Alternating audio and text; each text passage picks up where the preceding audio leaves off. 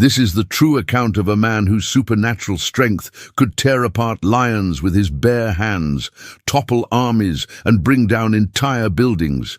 Yet he was destroyed by something far more dangerous than any weapon.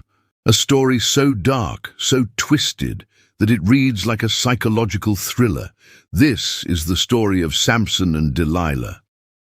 Our story begins not with Samson, but with a desperate woman who had given up hope.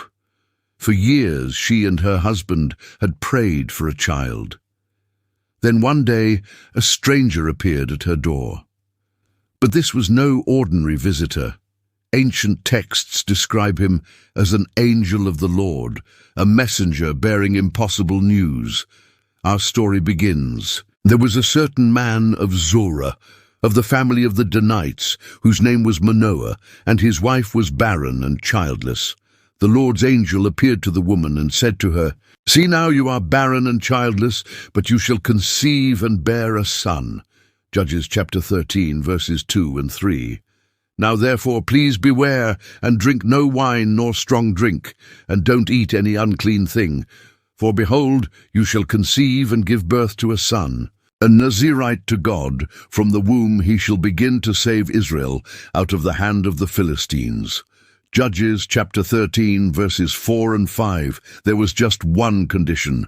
He must never break his sacred vow, or everything would be lost. When Samson was born, something extraordinary happened.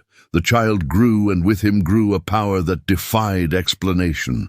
By the time he reached manhood, Samson could kill a lion with his bare hands, defeat armies single-handedly, and carry away the gates of entire cities. The Bible narrates clearly how the above occurrences happened. One day, Samson went down to Timnah with his father and his mother, and came to the vineyards of Timnah, and behold, a young lion roared at him. The Lord's Spirit came mightily on him, and he tore him as he would have torn a young goat with his bare hands, but he didn't tell his father or his mother what he had done. Judges chapter 14, verses 5 and 6. A few months later, he defeated the army single-handedly. But after a while, in the time of wheat harvest, Samson visited his wife with a young goat. He said, "I will go into my wife's room." But her father wouldn't allow him to go in. Her father said, "I most certainly thought that you utterly hated her, therefore I gave her to your companion. Isn't her younger sister more beautiful than she? Please take her instead." Samson said to them, "This time I will be blameless in the case of the Philistines when I harm them." Samson went and caught 300 foxes and took torches and turned tail to tail and put a torch in the middle between every two tails. When he had set the torches on fire, he let them go into the standing grain of the Philistines, and burnt up both the shocks and the standing grain, and also the olive groves. Judges chapter 15, verses 1, 2, 3, 4, and 5. Many years later, he carried away the gates of entire cities. Then Samson went to Gaza and saw there a prostitute and went into her. The Gazites were told, "Samson is here." They surrounded him and laid wait for him all night in the gate of the city, and were quiet all the night, saying, "Wait until morning light, then we will kill him." Samson lay until midnight, then arose at midnight and took hold of the doors of the gate of the city with the two posts, and plucked them up, bar and all, and put them on his shoulders, and carried them up to the top of the mountain that is before Hebron.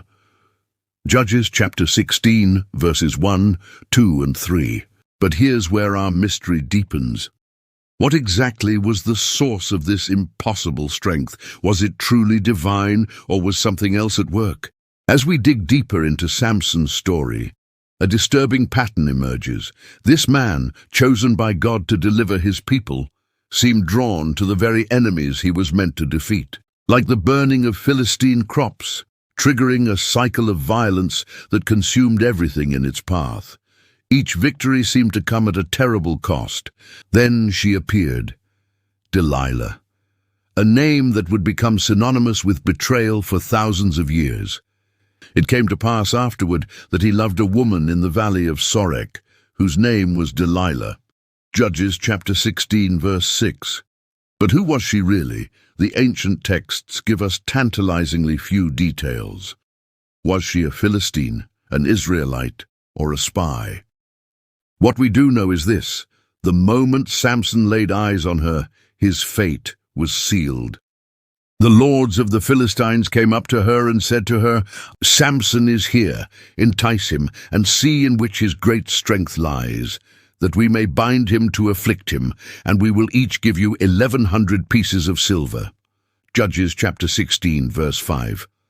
Her mission, simple: discover the secret of Samson's strength. But here's what makes this story truly chilling. Samson knew he had to know. 3 times Delilah asked him the same question. 3 times he lied. 3 times she immediately tested his answers. Any reasonable person would have fled.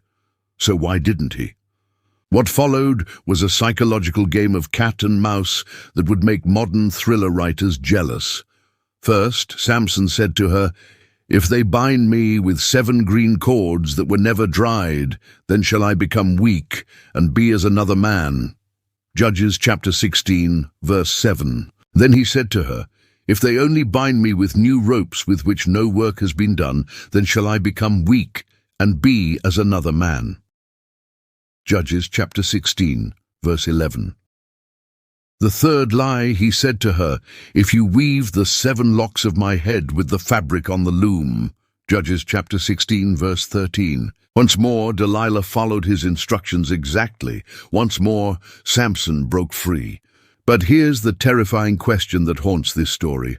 Why did Delilah keep testing each lie immediately? And why did Samson stay, knowing she would? It's almost as if they were both trapped in a dance they couldn't escape, predator and prey. But who was which?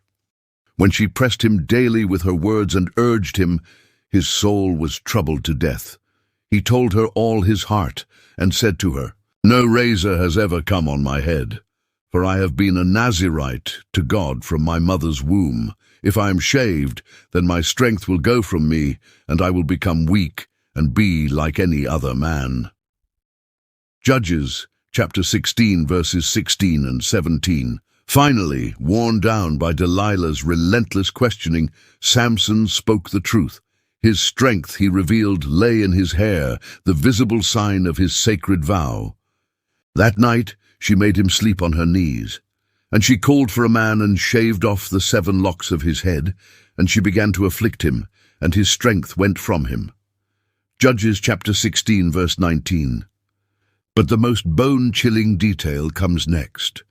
Samson appeared to be completely unaware that his strength was slowly leaving him. Delilah said to Samson, "The Philistines are upon you, Samson." He awoke out of his sleep and said, "I will go out as at other times and shake myself free." But he didn't know that the Lord had departed from him. Judges chapter 16, verse 20. The ancient text tells us something haunting. But he did not know that the Lord had left him. How does a man lose supernatural power without realizing it? What does that tell us about the true nature of his strength? What happened next was almost too brutal to comprehend. The Philistines gouged out Samson's eyes, bound him with fetters of bronze shackles, and forced him to grind grain like an animal at the mill in the prison. But Delilah, she simply vanished from history. 1,100 pieces of silver richer, she disappears from the story entirely, leaving us with haunting questions. Did she feel guilt, satisfaction, or was she too just a pawn in a larger, more mysterious game? Months passed.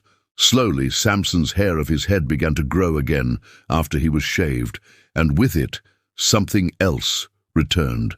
The Philistines, drunk on victory, brought their blinded prisoner out to mock him during a festival to their god Dagon. 3,000 people packed the temple, laughing at the man who had once terrorized their armies. But Samson had one final request. He asked to lean against the pillars that supported the temple, just to rest, he claimed. And Samson said to the boy who held him by the hand, "Allow me to feel the pillars on which the house rests, that I may lean on them." Judges chapter 16, verse 26. Then Samson called to the Lord and said, Lord God, Remember me, please, and strengthen me, please, only this once, God, that I may be at once avenged of the Philistines for my 2 eyes. Samson took hold of the 2 middle pillars on which the house rested and leaned on them, the one with his right hand and the other with his left. Samson said, "Let me die with the Philistines." He bowed himself with all his might. He bowed himself with all his might, and the house fell on the lords, and on all the people who were in it. So the dead that he killed at his death were more than those he killed in his life. Judges chapter 16, verses 28, 29, and 30. So what are we to make of this ancient mystery? Was Samson a hero or a cautionary tale? Was Delilah a master manipulator or another victim of circumstance? Perhaps the most unsettling truth is this: the greatest threats often come not from our enemies, but from those we choose to trust. Samson's supernatural strength meant nothing against the one weakness he refused to guard: his own heart. The story of Samson and Delilah isn't just about ancient history. It's about the eternal struggle between power and vulnerability, between divine purpose and human desire. And in the end, it leaves us with the most chilling question of all: how well do we really know the people we trust with our deepest secrets? Let me know in the comments below, and don't forget to subscribe for more mysterious stories from ancient history.